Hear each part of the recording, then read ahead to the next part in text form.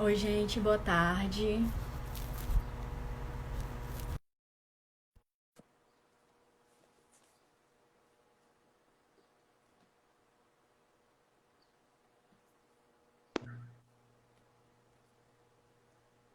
Oi, Pedro, Oi, tudo bem? Como é que tudo bom, tá? Mona Lisa? Muito bom. Obrigado pelo convite. Eu que agradeço a presença, né? Então, te cumprimento, né? Cumprimento a todas e a todos que estão entrando aí para acompanhar nossa live, né? Boa tarde, agradeço a cada um e a cada um que está aqui. Agradeço especialmente hoje ao Pedro Vitor, o Pedro que está com a gente desde o início do projeto, né? E hoje está aqui e vai falar para a gente do trabalho dele, né?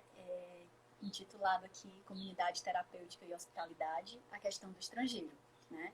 Mais uma vez te agradeço, Pedro. Você sabe como tem funcionado, né? Nossas lives, você tem um espaço livre aí para falar, trazer suas discussões, né? Que com certeza vão contribuir muito aqui com o nosso trabalho. Tá certo.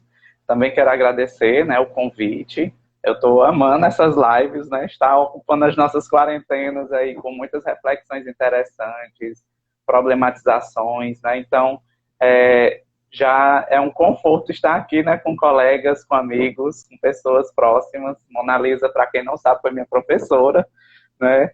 E no começo que ela entrou na universidade, eu sou da primeira turma de psicologia da UF, né? Ela já chegou jogando pra gente uns gatarri, uns deleus, e a gente já, opa, o que é isso? Né? Em tópicos de psicologia na contemporaneidade. Desde então, a gente vem se debatendo, né, entrando em contato com essas discussões, com essas problematizações, e Mona Lisa é uma referência para mim, assim como muitos dos meus colegas e professores, né, que nos incentivaram. O título dessa live de hoje, né, é a minha pesquisa de dissertação, que eu trouxe aí o tema, o título, né, Comunidade Terapêutica e Hospitalidade, a questão do estrangeiro. Tive como orientador o professor Dr. Denis Barros de Carvalho. Foi ele que me lançou o desafio da hospitalidade, né? E aí a gente já fica se questionando o que vem a ser essa hospitalidade, né? E o que é que tem a ver comunidade terapêutica e hospitalidade. Né? Então, para iniciar essa nossa conversa, eu quero falar um pouco dessa trajetória de pesquisa, que é uma pesquisa cartográfica. Né? O método de experimentação cartográfica foi o que norteou essa pesquisa no seu desenvolvimento, no seu processo. Né? Então, é, eu começo essa minha pesquisa, né, já com algumas implicações poéticas, estéticas, né, filosóficas, vamos dizer assim, nesse sentido. Eu construí uma poesia em uma oficina que a professora Sara Jane também facilitou sobre cartografia em Parnaíba. Eu tive essa oportunidade de participar dessa oficina e já me questionar o que é esse pesquisador cartógrafo. Né? E nessa oficina, a Sara Jane ela trouxe a, a metáfora da pele, né? De como a nossa pele ela está sempre em contato com o mundo e ela também passa por essas transformações. E aí eu vou fazer uma reflexão a partir dessa pele de ser pesquisador e o que é essa pele do pesquisador, né? Como é que eu, enquanto sujeito, eu me relaciono com o mundo, esse mundo me atravessa, né? Como diz o Guattari, como é que essa produção de subjetividade ela acontece em mim por meio desses atravessamentos que nós temos aí em constante, né? Que é produzindo os nossos desejos por meio do capitalismo, é produzindo os nossos encontros por meio dessas relações, né? Que podem ser alegres, como podem ser tristes, né? Quando a gente vai olhar um pouquinho sobre esse ponto, e elas podem ser hospitaleiras ou elas não podem ser hospitaleiras, né? Aí entra a discussão da hospitalidade. A hospitalidade nessa pesquisa ela entra mais como uma relação humana, né, para a gente discutir a relação humana de reciprocidade, de troca, de permuta, de acolhimento, de cuidado, como também ela adentra aí como um espaço em que a gente pode refletir sobre a ética. Né? O principal autor que vai fundamentar essas minhas reflexões, né, essas construções filosóficas aí sobre a hospitalidade, foi Jacques Derrida. Né? Então, foi um desafio também, né? Mais um desafio que nos é lançado, né, nesse campo das pesquisas. Que o Denis colocou para mim, né, quando a gente foi dialogar sobre o meu interesse de pesquisa. O meu interesse de pesquisa não era bem comunidade terapêutica. Eu queria estudar espaços religiosos e o acolhimento e o cuidado em espaços religiosos. Aí o Denis, sabiamente, né, chegou para mim e disse assim: Pedro, peraí, espaço religioso tem um monte, uma infinidade, num tempo de 2 anos não dá para a gente seguir aí com essa sua proposta de pesquisa de estudar espaços religiosos e cuidado. Isso aí é um tema para a sua vida, né? Vamos ver um espaço no qual existe a questão da espiritualidade, que existe a questão da religiosidade e que também se diz ser um espaço de cuidado. E aí, pensando sobre isso, ele ofereceu para mim essa proposta. Por que a gente não pensa as comunidades terapêuticas? E como essas comunidades terapêuticas, elas oferecem esse cuidado, elas apresentam aí a dimensão da hospitalidade. E aí, esse aí já foi um dos meus primeiros encontros, né, de pesquisa, de orientação de pesquisa, né, de problematização dessa pesquisa. E aí, com essa ideia, né, da pele do pesquisador, do cartógrafo, eu criei essa pequena poesia, né, que diz assim: parte ida. A pele do mundo é partida, parte se transborda, vai e vem, corre, rasteja, voa e vai embora. Transforma-se em coisa nova, é dura, mole, flexível. Compõe o teto, compõe, decompõe. Quando pensa que se sabe, outro mistério se desdobra. Outra criatura nasce. As misturas nos confundem, nas frestas vão se escondendo os vestígios. No que parte, tem mais vida. Nas idas e vindas, caminhos, rastros e rupturas. Encontros e devires.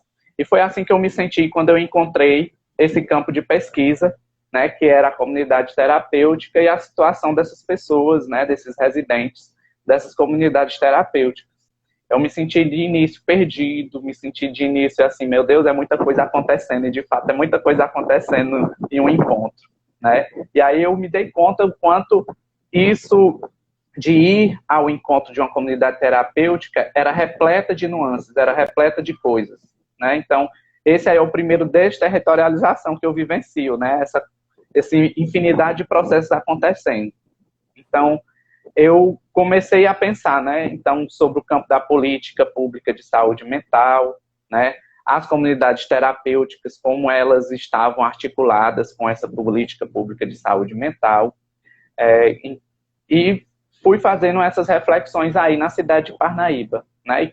Então, um dos objetivos da minha pesquisa, né, o problema disparador dessa pesquisa era como essas práticas de hospitalidade elas são vivenciadas pelos residentes em uma comunidade terapêutica na cidade de Parnaíba, né? Então, como essa dimensão da hospitalidade, a hospitalidade percebida como esse lugar do encontro, do acolhimento e do cuidado, ele era vivenciado pelos participantes dessa pesquisa, né? Então, para fazer isso, eu precisei fazer o quê? Uma cartografia, né? Então, eu fui cartografar as práticas que eram desenvolvidas dentro dessa comunidade terapêutica, né, e quais delas eram ou faziam parte da hospitalidade. Então, como o primeiro objetivo da pesquisa foi cartografar as práticas de hospitalidade na rotina de uma comunidade terapêutica, caracterizar as articulações dessa comunidade terapêutica com a possível rede de atenção psicossocial, né, com a rede de atenção psicossocial, na verdade, né, analisar esses processos de institucionalização e de hospitalidade que eram vivenciados nesses serviços, e refletir sobre a hospitalidade e o acolhimento em saúde mental, né, apoiado aí na filosofia da diferença e no pensamento da desconstrução, que é a teoria do Jacques Derrida. Então, para deixar mais claro, né, eu dividi em 2 capítulos teóricos essa dissertação, né, um capítulo falando sobre as comunidades terapêuticas e a saúde mental. E eu intitulei esse capítulo de Comunidade Terapêutica e Saúde Mental, Campo de Tensão e Divergência. Vejam só, eu termino essa pesquisa em 2019, em janeiro de 2019, fevereiro de 2019, eu estou defendendo ela, né? Fevereiro, março, finalzinho de fevereiro, início de março, eu estou defendendo essa pesquisa. E já em janeiro de 2019, houve alteração na política de saúde mental, né? Então, vejam só como esse campo, até mesmo das políticas públicas em saúde, elas são tensionadas constantemente. Constantemente eles estão se transformando.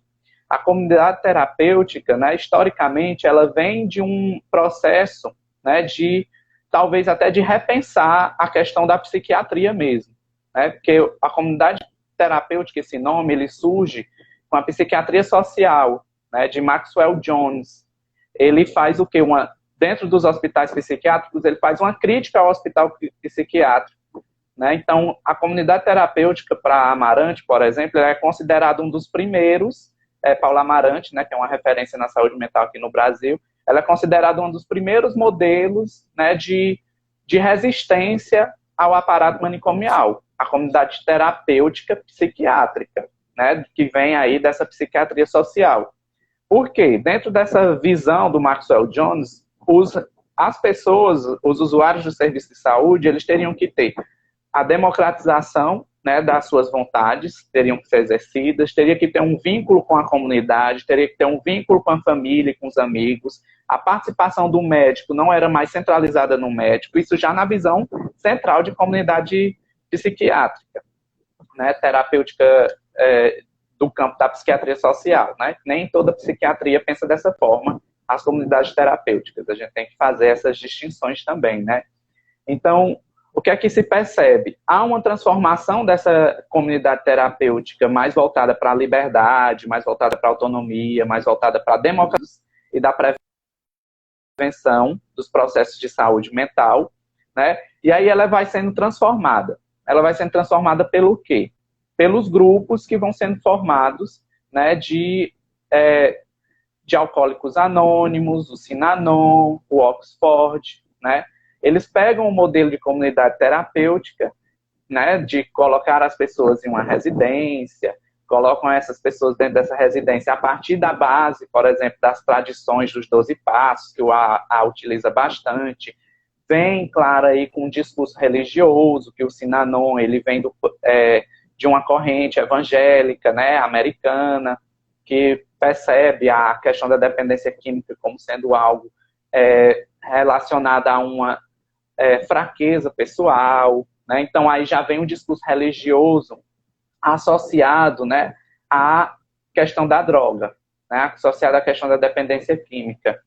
Então esses grupos de apoio, né, para a dependência química, como a AA, o Sinanon e o Oxford, eles se tornam um modelo, né, de trabalho e fazem esse modelo de trabalho, né, com esse nome de comunidade terapêutica. E aí o que é que eles fazem, né, dentro das comunidades terapêuticas? Eles têm um tripézinho de funcionamento, de orientação. A comunidade terapêutica, ela vai exercitar o seu cuidado a partir das comunidades, ou seja, do sentimento de partilha, de coletivo dentro daquele grupo que está ali residindo naquele espaço. Ela vai fazer com que as pessoas elas sejam orientadas a um trabalho, né, e o trabalho que eles chamam de laborterapia, como se o trabalho fosse uma terapia, né? Então, são 3 coisas que vão sustentar as comunidades terapêuticas no campo da orientação das suas práticas. É o trabalho, a disciplina, né, e a espiritualidade. Então, seriam esses 3 pés, né, pode ser assim, esse tripé que orienta as práticas das comunidades terapêuticas. Quando esse sistema chega ao Brasil, né, ele chega e vai se transformar em um campo de batalha, pode-se dizer assim, né? Ele vem se tensionando em um campo de batalha. Por que um campo de batalha? Eu chamo isso de campo de batalha, ou de tensão e de divergência. Porque, de um lado, nós temos a política pública de saúde mental, pensando a luta antimanicomial, a reforma psiquiátrica, a atenção psicossocial, que foca em um paradigma, né, de promoção de cidadania, de reconhecimento dos direitos humanos, com reconhecimento dos direitos sociais, então, de autonomia dos sujeitos, né, de conexão desses sujeitos com suas famílias e com suas tradições e suas culturas. De outro lado, nós temos as comunidades terapêuticas, né, em algumas delas, funcionando como um lugar, né, um espaço, que muitas vezes é distante da sociedade, recluindo esses sujeitos dentro desses espaços, né, ou seja, de certa forma, guardando, né, esses sujeitos dentro desses espaços, disciplinando essas pessoas, né, tentando criar ali dentro daquela comunidade um disciplinamento desses corpos, né? E aí elas vão de encontro, porque se a gente está pensando em uma desinstitucionalização na política pública de saúde mental ou de redução de danos, né? Elas não, elas vão falar pelo modo de intervenção do quê? Da abstinência, né? E da reclusão social, da exclusão social mesmo, né? Porque os sujeitos eles vão ficar lá, de certa forma, sendo modelados, né? Modelados por que dispositivos, por que disciplinas? A da rotina, a do trabalho, e a disciplina e a moral religiosa, né? Então, são esses os aparatos de poder, né, que vão ser utilizados dentro desses lugares, né, dentro desses espaços. Bem, mas no Brasil, a gente sabe que as coisas vão se conectando e vão se relacionando, né? E aí são criadas, né, várias portarias, várias normativas, de certa forma, para sustentar as comunidades terapêuticas como serviços de apoio. Inicialmente, né, na portaria 388 de 2011, que organiza a rede de atenção psicossocial, ou organizava até então, né, ela estava como um serviço de apoio, né? Caso a rede entendesse que aquela comunidade terapêutica funcionava direitinho, servia de ponto de articulação e de cuidado, as pessoas poderiam ser encaminhadas para uma comunidade terapêutica, tendo uma equipe de saúde mental de referência, né? Porém, esse lugar, né, comunidade terapêutica, ele vai tendo uma diversidade de organizações aqui no Brasil, né? Tem lugares que se organizam como casas de acolhimento, tem lugares que se organizam como fazendas, tem lugares que se organizam como retiros, né? Então, eles se organizam de diversas formas, né? Então, como é que eles vão se sustentando? A partir dessas filosofias também, pode dizer assim, mais religiosas, né? Eles vão se orientando por meio essas orientações teológicas aí. Se é católica, ela tem uma orientação, se é evangélica, ela tem uma outra orientação, né? E na maioria, né, fazendo aí os estudos de mapeamento, né, que foi feito também, esse estudo de mapeamento, né, das comunidades terapêuticas no Brasil, a maioria delas é de cunho religioso, evangélico, né? A gente pode dizer que existem 3 tipos de comunidade terapêutica de modo de organização. Tem as que a gente vai chamar de científicas, porque elas não têm vínculo com campos espirituais ou religiosos, né, que seriam elas administradas por profissionais da área da saúde ou profissionais com ensino superior, né? A normativa só diz que precisa ter um ensino superior, não precisa ser nem da área da saúde, né? Mas essas científicas, elas são mais organizadas por médicos, psicólogos, assistentes sociais. Existem as religiosas, né, que quem organiza, gerencia a dinâmica delas, quem faz tudo isso é uma igreja ou é alguma tradição religiosa evangélica, algum culto, né? E existem as mistas, né, que tanto tem tanta orientação religiosa, como também tem os profissionais de saúde ou os profissionais de nível superior trabalhando dentro delas, né? Então, é uma luta grande, né, e foi até difícil acompanhar esse processo de produção das legislações sobre comunidade terapêutica, porque até no pezinho da defesa da minha pesquisa havia resolução e havia coisa sendo discutida. Elas eram apoio, aí elas passaram a ser dispositivos de saúde. Elas chegaram a ser reconhecidas como dispositivos de saúde, né, numa resolução do CONAD, né, que é o Conselho Nacional de Política sobre Drogas, e tinha que seguir uma série de normativas, né, como, por exemplo, ter fiscalização da vigilância sanitária, ter um profissional de saúde, ter um acompanhamento individualizado para os residentes dessas comunidades, uma série de normativas que a gente sabe que, na real, né, se aproximando de alguns espaços como esse, né, não posso generalizar, mas se aproximando de alguns espaços como esse, a gente sabe que eles não seguiam as normativas, não tinham essa segurança toda. Então, o Conselho Federal de Psicologia, o Conselho Federal de Serviço Social, a Procuradoria Federal do Direito do Cidadão, o Ministério Público, Mecanismo Nacional de Prevenção e Combate à Tortura, todos esses dispositivos, né, todas essas instâncias, aí, instituições, fizeram relatórios e pesquisas, né, dentro de comunidades terapêuticas para verificar se elas estavam ou não estavam funcionando, né, como deveria funcionar, seguindo as normativas, né, de cuidado. E se percebeu que muitas dessas comunidades elas não tinham um mínimo de cuidado, né, com com essas resoluções, né, ou até mesmo na orientação dos seus trabalhos. E muitas denúncias surgiram, né, como trabalho forçado por meio dessa laboraterapia, o disciplinamento, medicamentos utilizados como contenção, né, aumento de hora de trabalho e diminuição de hora de lazer como formas de punição, né, internação compulsória sem avaliação de médico, né, e o proselitismo religioso, intolerância religiosa, né, uma série de questões, né, que, de certa forma, não tem nada de terapêuticas nessas questões, né.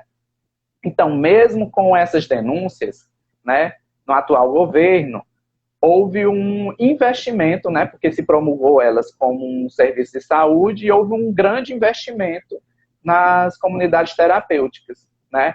Estava a conta, né, que foi feita aqui, que eu fiz a pesquisa, né, do Senad para as comunidades terapêuticas no Brasil, ela foi de 87 milhões em 2018. Né? Então, se investiu 87 milhões de reais para as comunidades terapêuticas. No Piauí, que eu fiz o recorte para o Piauí, 6 comunidades terapêuticas ganharam, né, no ano de 2019, 3 milhões de reais. Né? Então, a gente vê um dinheiro público, né, sendo investido com muita força nas comunidades terapêuticas. Então, de um lado, a gente percebe, né, as pessoas que trabalham no campo da atenção psicossocial defendendo as políticas de redução de danos, de articulação com a comunidade, desejando o fortalecimento dos centros de atenção psicossocial, né, como o CAPS-AD, 24 horas, porém a gente não vê essa investida do governo dentro dessas políticas. Né? A gente viu no finalzinho aí, nesse finalzinho da minha pesquisa, né, eu percebi o quê? O governo atual investindo mais nessas comunidades terapêuticas do que no próprio serviço de atenção psicossocial que já estava aí em funcionamento. Então, Então, esse é o campo de tensão das comunidades terapêuticas, né? Então, esse aí é o campo de batalha de tensão. E aí eu fui me meter dentro de uma delas. Né? Então, eu fui me meter dentro de uma delas, já que as pessoas estavam falando que elas tinham tantas questões, problemas, já que elas não tinham muita eficácia, ou que lá era só lugar de reclusão das pessoas, né, ou de maltratos. Eu fui ver por que é que elas estavam recebendo tanto investimento, por que é que elas estavam ganhando tanta força. E aí, estudando mesmo essa história, né, das comunidades terapêuticas, a gente percebe que elas se organizaram, né? Elas se organizaram como, né? Elas perceberam os mecanismos, né, que foram sendo legalmente construídos para elas, e elas foram se adaptando, elas foram indo atrás de parcerias, elas foram buscando esses apoios com políticos, com vereadores, com outras instituições, né? Então, elas foram se organizando para conseguir o quê?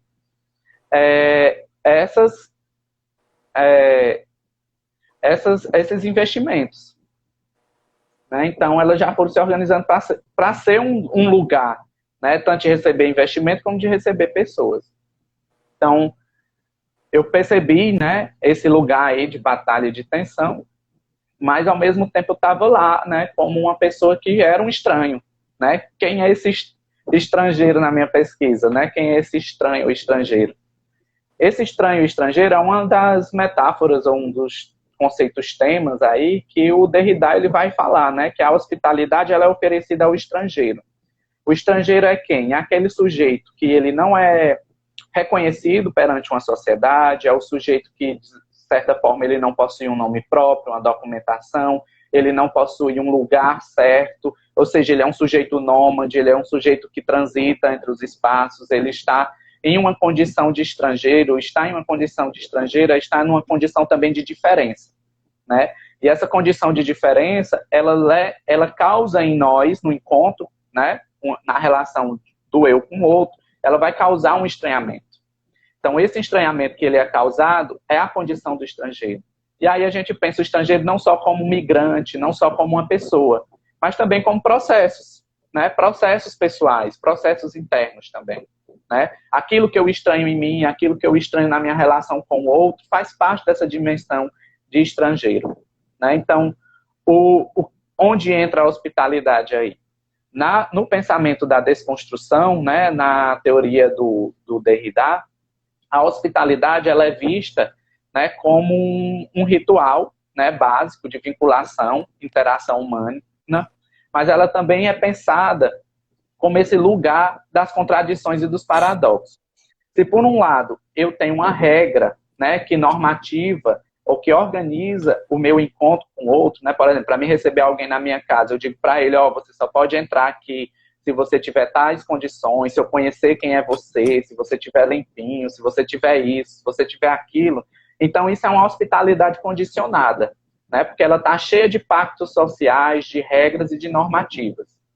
Por outro lado, o Derrida vai falar que existe também uma hospitalidade absoluta ou incondicional. Que essa hospitalidade absoluta ou incondicional seria a minha relação com o outro em sua diferença, em sua diversidade, em sua complexidade, e na qual eu não estou esperando nada daquele outro. Eu não estou querendo entrar numa regra, eu não estou querendo entrar numa vinculação, eu não estou querendo entrar numa normativa. Eu quero que aquele outro seja ele mesmo, e ao me abrir para essa relação, eu estou dando um sim categórico, né? Então ele diz que é uma relação de alteridade, né? Essa hospitalidade absoluta. É tanto uma relação de alteridade, como ela também é uma relação de acolhimento, de cuidado, né? De partilha, né? Então, o acolhimento do estrangeiro, ele só pode acontecer, ou ele só deve acontecer por meio de uma hospitalidade absoluta, né? Então, ele vai fazer essas reflexões e vai dizer também, né, que toda hospitalidade ela é condicional, ou seja, sempre existem regras para as nossas relações sociais, sempre existem regras para as nossas vinculações, e por existir regras para essas nossas vinculações, a gente sempre vai estar num campo da hospitalidade condicionada. Então, essa hospitalidade condicionada, ela tem que ser pervertida, né? Então, como é que ela vai ser pervertida? Ou ela vai ser... ela vai ter que ser corrompida, né? Então, eu vou ter que romper com esses vínculos de contractualização e de normativas e de pactos, e vou ter que me abrir para uma relação verdadeira com o outro, né? Então, esse se abrir para essa relação verdadeira com o outro, no modo como esse outro é, nas suas formas também constante, em porvir, em devir de ser, eu vou estar me relacionando com uma processualidade. Então, eu tenho que perceber que a minha relação com o outro é uma relação de processualidade. É uma relação de troca, de permuta, mas ela também é uma relação em processo. A todo momento eu estou me relacionando com o outro, me mudando naquela relação, me transformando e me flexibilizando frente aos meus encontros e às minhas relações com o outro, né? Por isso, a utilização da cartografia, né, para a gente acompanhar esses processos. Acompanhar esses processos de troca, esses processos de reciprocidade, essa processualidade da relação e dessa relação de alteridade. Se essa relação de alteridade ela acontecia ou não acontecia, ou como era que aquelas relações elas eram estabelecidas lá dentro daquela comunidade terapêutica. Por isso, a hospitalidade, né, como um dos conceitos chaves dessa minha pesquisa.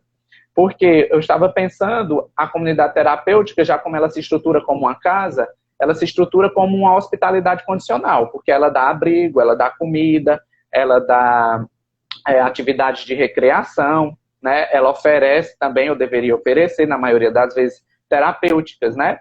Sejam elas psicológicas, educacionais, medicamentosas, seja qual terapêutica for, né? Então, ela deveria ser um lugar de servir a acolhimento desses estrangeiros, né? Ela deveria ser um lugar de servir a esses encontros, né? Então, foi justamente por isso que eu utilizei a cartografia também, né? Para tentar entender como eu, enquanto um estrangeiro, um sujeito estranho que estava entrando dentro dessa comunidade, seria recebido, como essa minha troca, essa minha relação, esse meu espaço de cuidado, esse meu espaço, né? Esse meu encontrar-se com os residentes dessa comunidade, com essa instituição, o que é que ela me promoveria de encontro, de reflexão, né? Então, foi por meio disso que eu utilizei da cartografia, né? E como aconteceu essa cartografia, né? Que aí eu já entro no processo mesmo da pesquisa.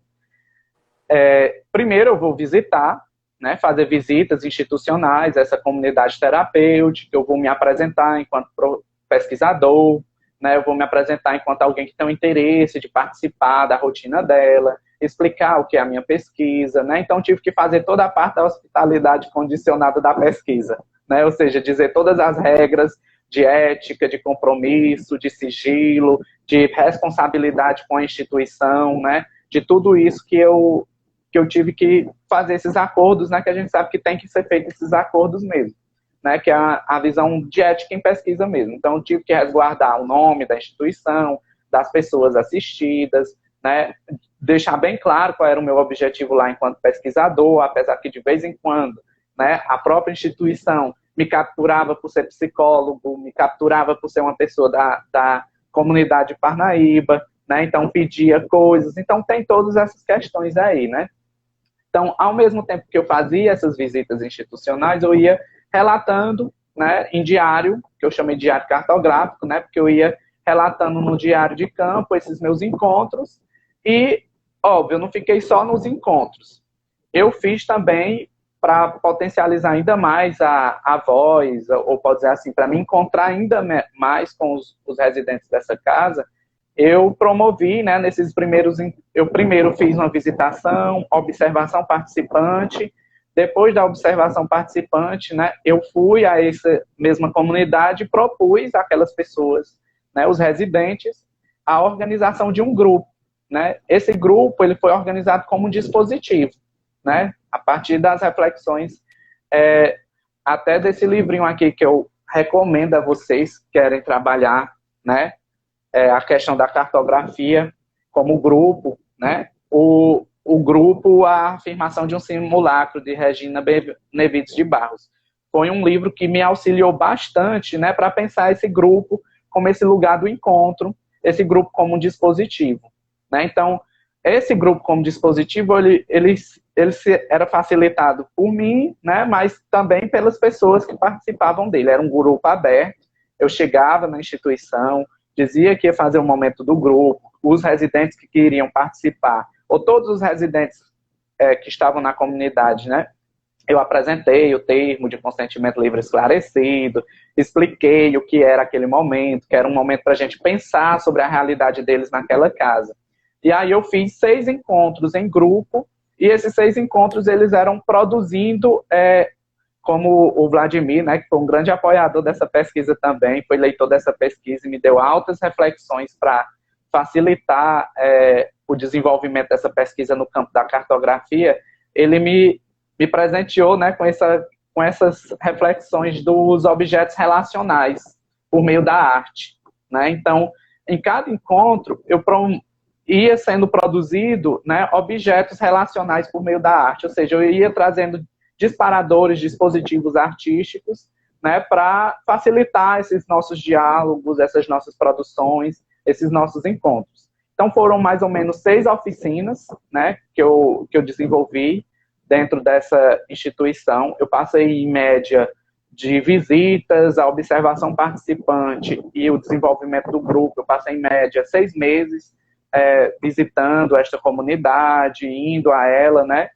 Então, a partir dessas produções, dessas oficinas, eu fui fazendo as reflexões também, né? O diário de campo serviu de analisador, as oficinas, as produções artísticas deles serviram também, os discursos deles também, né? Então, tudo isso foi sendo a produção de informação dessa pesquisa, né?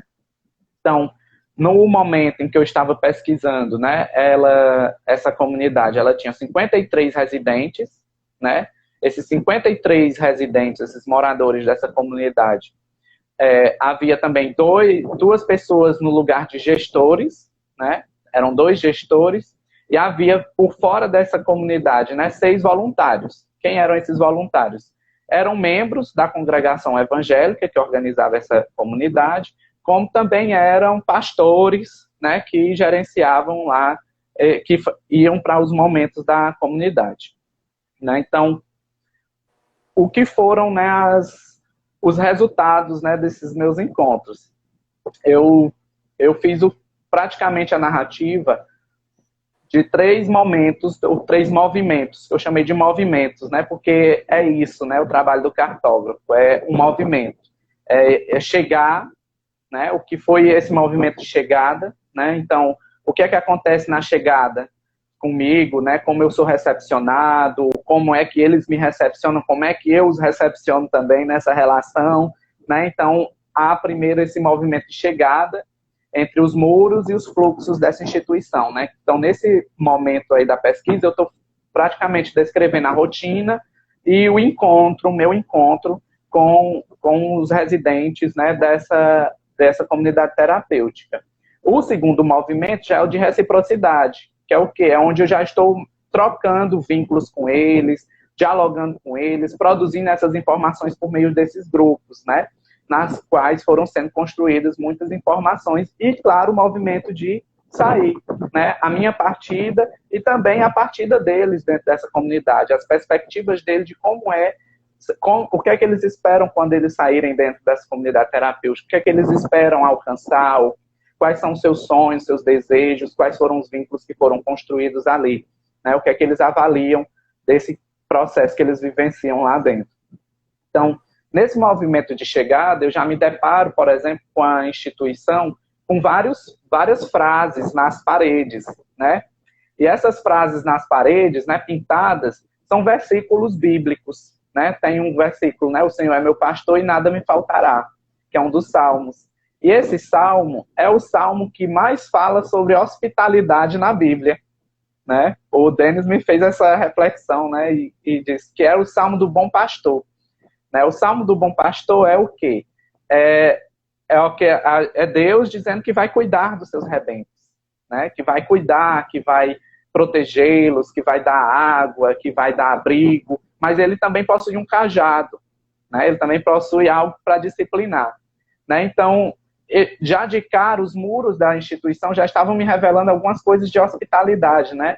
Essa hospitalidade, ela era realmente a acolhida, né, desse peregrino, desse estrangeiro, como um bom pastor, aquele que vai oferecer o seu lugar para aquele que vem de fora, ou ela é um poder pastoral, né? Ela estaria disciplinando esses corpos, ela estaria, que Foucault, né, vai analisar, que eu vou utilizar de Foucault para fazer essa análise, né, sobre o poder pastoral. Então, qual tipo de hospitalidade é oferecida aqui? A mais condicional ou de fato existe uma hospitalidade absoluta? Sabendo que nenhum serviço, nenhum lugar existe a integral a hospitalidade absoluta, já como Derrida mesmo nos diz, que toda a hospitalidade ela vai ter que vir da condicional para depois, né, a gente ir transformando elas nas relações mais, pode dizer assim, de alteridade.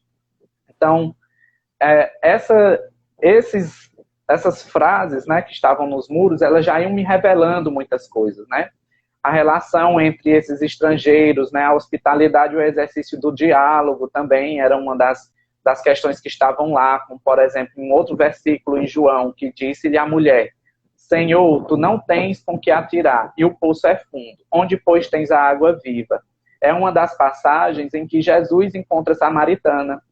Jesus, enquanto um estrangeiro, um peregrino, ele encontra a samaritana no poço de Jacó, e lá eles têm um encontro no qual, pode dizer assim, culturas diferentes que não se davam bem, né, que eram os samaritanos e os judeus, Jesus sendo um judeu, não se davam bem, e lá a partilha, a troca, o reconhecimento dentro dessas diferenças. Da mesma forma eu vou analisando, né, se realmente existe dentro dessa comunidade terapêutica, né, essa troca, né, esse diálogo, né? Então, vou percebendo isso, porque ela vai se organizando também como uma instituição total. Do Erving Goffman, né, um conselho do Erving Goffman, conceito do Erving Goffman, que ele vai falar, por exemplo, das estruturas de fechamento, né, como, por exemplo, os muros, né, o disciplinamento por meio da rotina, essa laboterapia, né, como uma organização da casa, né? Então, esse poder também que dociliza os corpos, né? Em Foucault a gente vai ver o disciplinamento e o poder que dociliza os corpos, que coloca eles numa rotina. Então, foi isso que eu percebi, por exemplo, né? As rotinas da casa. Ela começava às 7 horas da manhã com uma oração antes do café, eles mesmos preparavam o café e serviam o café. Às 10 horas tinha outra roda de oração. Depois dessa roda de oração, eles estavam lá limpando o lugar, lavando roupa, ajeitando o quarto, né? Então, fazendo a horta, né? Que eles tinham uma horta lá dentro. Eles estavam organizando a própria instituição. A laboterapia deles era organizada por meio de um quadro na qual tinha o nome de cada um e cada um tinha uma funçãozinha para fazer. era varrer, era ciscar o jardim, era cuidar de outras pessoas que estavam lá dentro, que não tinham a capacidade de cuidar, como, por exemplo, essa comunidade. Ela recebia pessoas com sofrimento psicológico ou transtorno mental, tinha alguns com esquizofrenia, catatonia, tinham idosos, né, tinham cadeirantes, né, pessoas com deficiência. Então, era uma diversidade de condições. E eles mesmos cuidavam deles mesmos, né? Então, eles tinham essas atividades também. E outra coisa que me chamou a atenção dos muros foi um quadro de normas de convivência, né? Então, se já existe um quadro com normas de convivência, já estava ali o pacto social que deveria ser assumido por eles, ou seja, as regras dessa instituição, né? Então, dentro dessas normas de convivência tinha respeito, compreensão, companheirismo, dignidade, amor, sinceridade e carinho. Até aí, legal, era o primeiro passo, né? Cuidando dessa relação humana, cuidando dessa relação afetuosa. Mas, por outro lado, tinha outras normas, como não falar sobre drogas, não fumar, não ter preconceito, não discriminar, não agredir física nem verbalmente, né? Então, tinha algumas proibições que eram meio paradoxais. Como é que em um lugar que recebe pessoas com problemas relacionados a uso ou abuso de substâncias psicoativas, não pode falar sobre droga, né? Esse é o tema comum entre eles. Então, o grupo como dispositivo já rompeu com essa regra, porque já era um tema que estava sendo trabalhado dentro desses grupos, né? Já era um espaço para eles poderem falar o que eles quisessem falar, né? Então, nos muros também tinham dizendo quais eram os tipos de pessoas que eles acolhiam, né? Estava lá escrito como alcoólatras, dependentes químicos e moradores de rua. E isso também me impactou, assim, de início, né? Ou seja, qual é a visão, né, que eles têm das pessoas que chegam, quem são esses acolhidos, né? Seriam essas vidas infames, né, como diz Foucault, em Quem é o Autor, né? Seriam aquelas pessoas que são esquecidas das suas histórias, que são recolhidas, né, que vão sofrer, de fato, os reflexos do poder e um tratamento moral. E uma das falas de um dos residentes foi muito interessante no momento em que eu estava nesse primeiro passo, nesse primeiro encontro, né, conhecendo a rotina do lugar, que ele pegou e disse assim: esse lugar aqui funciona como uma casa, como uma comunidade terapêutica, tem roupa de igreja e parece uma escola, né? Então, por quê? Porque era um espaço doado pelo município que antigamente era uma escola, né? Então, ainda existia uma campainha, né? Que quando eles eram chamados para fazer uma atividade de culto, uma atividade coletiva, para todos participarem, a campainha tocava, né? Então, teve um momento que eu realmente vi a escola acontecendo, né? Eles todos saindo dos quartos, dos lugares onde estavam, se fazendo aquela movimentação como se fosse saindo das aulas, né? E indo para o culto. Como também eu vi esse momento, né, de igreja, né? Porque existia o culto, existiam essas rodas de oração, a todo momento era uma repetição constante sobre a coisa da religião, da moral, né? Então eram feitos muitos testemunhos, havia uma briga eterna, né, de Deus contra o diabo nos discursos deles. Por quê? Deus seria aquele que iria salvar, que iria trazer para eles uma vida nova, e o diabo era a droga, né? O diabo era tudo aquilo que perverteu eles desse caminho iluminado que seria encontrar Deus. Então existia aí um maniqueísmo muito grande nas suas falas, né? A tudo eles davam glória a Deus, né? Então tinha mesmo essa coisa bem exacerbada mesmo da religiosidade. E Sueli Ronick, por exemplo, vai dizer, né, que essas reflexões exacerbadas ou esses lugares totalitários, eles só servem para minar subjetividades, né? Esvaziar essas subjetividades do seu processo de fluxo, do seu processo de movimentação e de transformação, né? Então, foram algumas reflexões que eu fiz também com esse encontro, né? Então, quando eu vou começando a construção, né, dos encontros com eles, de grupo, eu já vou propor algumas outras atividades, né, para facilitar ainda mais esse encontro. Um dos primeiros dispositivos que eu utilizei de arte relacional foi a construção de um desenho. essa construção desse desenho, ele era para representar uma mala, né? Qual era a mala? O que era... E aí até se riu, aí digo, estão me chamando de mala, eu vou ser um mala, né? Então veio até essa coisa do malandro, né? E aí eu peguei e disse, não, a mala ela serve para comportar coisas, né? Ela serve para guardar coisas. O que é que você traz na sua mala? Pensando a sua mala como se fosse sua vida, né? O que é que você traz dentro da sua mala? Né? O que é que você prefere colocar dentro da sua mala e retirar dessa mala?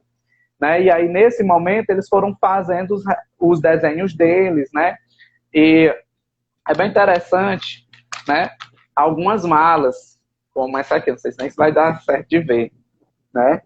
Que tem a malinha feita, né, com o nome Jesus dentro, né? Então, dentro dessa mala, ele só iria carregar Jesus, né? Então, aqui a gente já vê a coisa do discurso religioso bem, né, bem formado mesmo.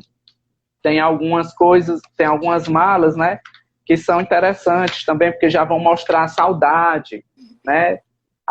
Querem colocar para fora o vício, querem colocar para fora a droga, né? E outras que foram bem mais dinâmicas, né? Que criaram as malas como mecanismos, né? E esses mecanismos tanto tinham coisas que ele queria fazer, como tinha coisas que ele queria fora, como tinha coisas que deveriam ser construídas lá dentro, né? Então, tinham malas que denunciavam também a instituição, né? Que faltava algumas coisas, eles colocavam, dentro dessa mala na qual estou vivendo aqui, está faltando isso, né? Está faltando mais atividade de lazer, está faltando mais atividade lúdica, né? Então, eu quero usar a minha mala realmente para sair daqui, para viajar, para ir para um outro lugar, né? Mostravam também os sofrimentos, né? Os sofrimentos que eles vivenciavam, né? Os romper de vínculos que eles tiveram, né? Como, por exemplo, processo de estigmatização social. Muitos deles eram pessoas em situação de rua, né? E chegavam lá por conta própria, né? Isso aí foi um dado interessante, né? Muitas vezes eles não foram encaminhados por serviço nenhum. A maioria deles, né? Eu fazendo essas perguntas para eles, eles disseram, não, eu vim porque eu quis. Eu vim por conta própria.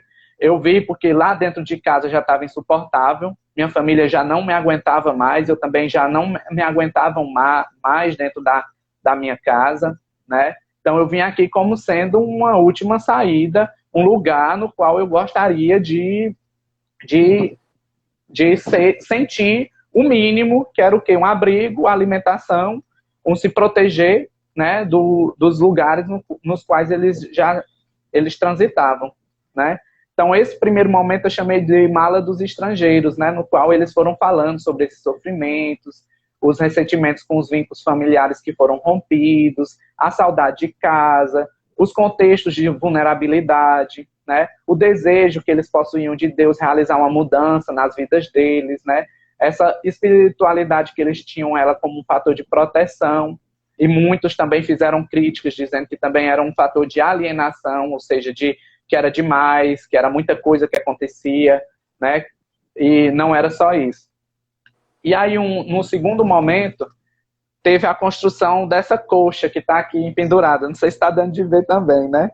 Aqui atrás tem uma coxa de retalhos, maravilhosa aí, a esperança, né? Isso, que eles nominaram ela de Esperança, essa coxa. Como foi feita essa oficina, né? Na primeira oficina eu propus que eles narrassem a história deles de vida, um momento, uma lembrança, ou algo que eles gostariam de recordar, ou algo que eles gostariam de narrar por meio de um desenho, que eles iriam pintar num retalhozinho de pano. No segundo encontro, né, houve o que? A costura, eles ficaram com esses retalhos para costurar, e aí depois eles foram falar dessa coxa já montada, construir a história da coxa, né? E o que era que eles percebiam no coletivo, né? O grupo percebia no coletivo, né? Cada um contou sua história do seu retalhozinho, mas também falaram, né, depois da história coletiva, e eles nominaram essa história coletiva de esperança, né? Então, que esperança era essa, né?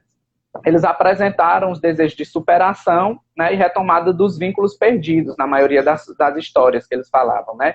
Eles falavam da solidariedade, da amizade, do companheirismo e apoio que eles desenvolviam dentro da rotina da comunidade terapêutica. E aí foi uma das questões que me fez perceber a hospitalidade absoluta acontecendo, né? Ou os vínculos mais afetivos acontecendo dentro dessa comunidade.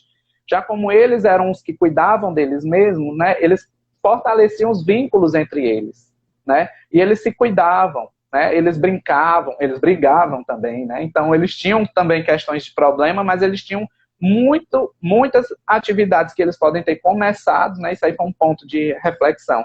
Eles começaram como uma coisa que fazia parte da rotina da comunidade, como uma, vamos dizer assim, uma atividade da logoterapia, mas depois eles foram se encontrando um com o outro nessa relação de hospitalidade de troca, né? Percebendo as histórias um do outro, percebendo as vulnerabilidades. Muitas vezes alguns diziam, tem cara aqui que está na situação muito pior do que a minha, né? Que não consegue nem andar mais, que não consegue mais nem falar direito, nem se mover direito, porque a droga consumiu a cabeça dele, né? Ele tá com uma comorbidade muito grande, né? Comorbidade eu estou falando, eles não falavam assim, né?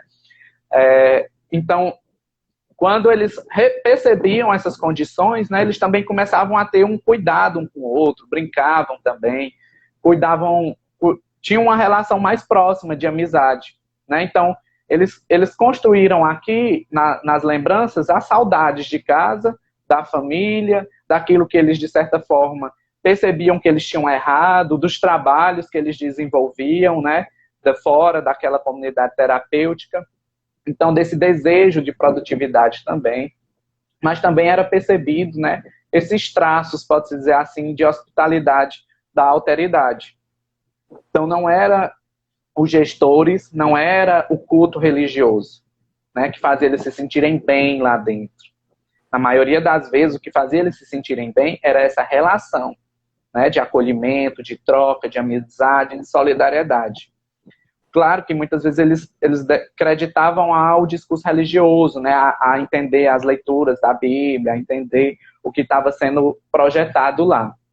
Em um outro encontro, né, em uma outra oficina, já pensando como era que quais tinham sido as rotas desses corpos nômades, né, dessas pessoas que chegavam até essa comunidade terapêutica, foi construído um mapa, né, no qual eles colocaram no centro a comunidade e fora desse centro que era a comunidade, que eles desenharam a comunidade, eles foram construindo os lugares, as rotas, né, os espaços nos quais eles transitavam antes de chegar até lá. E foi muito interessante esse momento de perceber quais eram as relações, né, deles com a comunidade, com a sociedade, pode dizer assim, né? Muitos deles eram pessoas em situação de rua, que moravam aí perto da guarita, debaixo da ponte mesmo, né, perto aí do trecho que a gente chama até de trecho turístico, né, que é o Porto das Barcas. Tinham deles que viviam nas ruínas, que viviam ali no Porto das Barcas. Eles desenharam as praias também como um lugar, um espaço em que eles gostavam de ir, gostavam de estar. E também foram falando, né, dos dispositivos de saúde, né, quais os dispositivos de saúde ou da rede de atenção psicossocial eles já tiveram contato, né? Então eles falaram do CAPS-AD, eles falaram do Centro POP, né? Foram os 2 dispositivos apenas, né, da rede de atenção psicossocial, um na rede de assistência e outro na rede de saúde, que eles comentaram. E ao comentar eles disseram, olha, o CAPS eu não voltei para o CAPS porque no CAPS só me dava um remédio, né? Então se eu vou trocar a droga por um remédio, eu prefiro estar bem aqui dentro sem usar nada. Né? Então, era um dos discursos deles criticando até mesmo a terapêutica mais medicamentosa que estava sendo desenvolvida, né? E a falta também que alguns deles sentiam, né, desses momentos de troca, mas no campo das relações, né? No campo da amizade, no campo da solidariedade, no campo do reconhecimento dessa sua condição de estrangeiro. Né? Então, alguns deles falaram disso também, né? Então, houve também, nesse momento da construção desse mapa, né, o momento em que eles vão falando, né, sobre como o momento o cuidado que eles têm lá dentro, né, fazendo uma avaliação mesmo. Que cuidado é que essa comunidade terapêutica me oferece? Né? E eles falavam muito dessa coisa de receber, de dar, né? Ou seja, eles davam muitas vezes o quê? O trabalho deles, né? A coisa do organizar o lugar, e aí esse negócio de organizar o lugar, de cuidar um dos outros, né? Eles foram vendo como uma coisa que estava orientando na vida deles, porque eles nunca tinham tido essa disciplina, né? Então, alguns reconheciam como essa disciplina sendo ganhada, sendo um ganho, né? Outros já criticavam. Então, eles passavam, né, de pessoas que estavam sendo acolhidas para acolhedores, né? E, óbvio, a comunidade terapêutica, ela funcionava, como diz o Antônio Lancetti, como uma política de contrafissura, né? Porque ela se organizava com a política da abstinência, né? Se organizava com essas rotinas, com esse trabalho, com essa espiritualidade aí exacerbada, né? Que todo dia era repetido tudo, né? Então existia uma série de eternos retornos dentro dessa instituição. Então, quando eu estava nas observações, né, eu percebia essa coisa da repetição acontecendo muito, né? Então, todo dia acontecia as mesmas coisas, né? Então, fazendo uma análise para hoje, né, eles me ensinaram muito sobre a coisa da rotina, né? Da rotina em um espaço fechado. Hoje está todo mundo vivendo sua rotina dentro da sua casa, né? Então, de certa forma, né, eles me ensinaram como as rotinas, elas podem também ser lugares de fuga, né? Que eu chegava com material para fazer a oficina, eles já corriam para pegar o material porque eles queriam me ajudar a organizar o espaço, porque eles é mais alguma coisa para a gente fazer, né? Então, a gente pode tanto ver como essa coisa do ajudar como sendo um ato de solidariedade, como também pode ser, não, eu estou aqui, eu já estou cansado das mesmas coisas, eu tenho que fazer uma coisa diferente, né? Então tem os dois atravessamentos, né? A gente pode ver tanto o disciplinamento como também a fuga nesse sentido, né? Eu não quero estar vivendo a minha rotina, eu quero usar da minha rotina como um lugar de fuga também, né? Então foi interessante ficar, porque só me permitiram ficar, tem isso também que eu tenho que dizer, né? No período em que estavam gestores, né? Eu não podia ficar na comunidade terapêutica, por mais que os gestores não fizessem parte do grupo, né? Mas eles tinham que estar na instituição. E aí eles tinham um horário como se fosse de trabalho. Eles iam 7 horas da manhã e meio-dia eles iam almoçar em casa, enquanto os residentes almoçavam entre eles lá, que eles mesmos faziam um almoço, eles comiam lá. E depois voltavam 2 horas. Então, nesse período de 12 às 2 horas, eu também tinha que sair da comunidade, ir para casa e voltar, né? Para quando eu estava nas observações. Então, foi interessante ficar um pouquinho a mais com eles. Os gestores saíram, né? Fecharam a comunidade, me deixaram lá dentro, né? Aí eu digo, ótimo, vou dormir aqui hoje, né? Nesse dia. E aí eles disseram, não se preocupe não, fulaninho de tal tá com a chave, você pode sair na hora que quiser. Ou seja, dentre os residentes, tinha uns que tinham mais responsabilidade que o outro. Temos um minuto. Né? Um minuto para essa live encerrar e aí a gente recomeça, tá? Ah, tá certo, tá bom. Aí vem as perguntas, né? As discussões. Não, aí você pode continuar a sua discussão também, aí tem algumas perguntas. Pronto, pois desculpa interromper, é porque senão ela cai de uma vez. Então, entendeu? Foi interessante. Porque tá acabando, tá caindo mesmo. Tá bom, pronto, aí eu volto. Você retoma essa questão, por favor? Tá bom, certo? tá bom. Tá certo. Até já, gente, já que a gente Até já.